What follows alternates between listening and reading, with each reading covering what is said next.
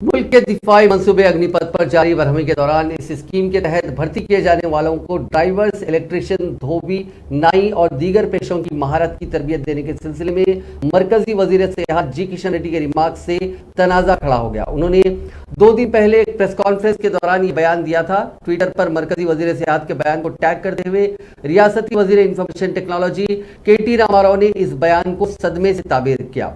Twitter पर सरगर्म KTR ने पूछा कि क्या अग्निपथ स्कीम का ऐलान श्रीलंका में मोदी अडानी की रिश्वतखोरी के गठजोड़ के इल्जामात पर से तवज्जो हटाने के लिए किया गया। उन्होंने एक और ट्वीट करते हुए NDA को तजिया अंदाज में NPA करार देते हुए कहा कि NPA के एक काबीनी वजीर का कहना है कि अग्निपथ स्कीम के नतीजे में नौजवानों को ड्राइवर्स, इलेक्ट्रिशियन, नाई और धोबी के तौर पर मुलाजिमत दी जाएगी। एक और BJP के ताबनाक लीडर का कहना है कि वो अग्नि वीरों को सिक्योरिटी गार्ड के तौर पर मुलाजिमत देंगे।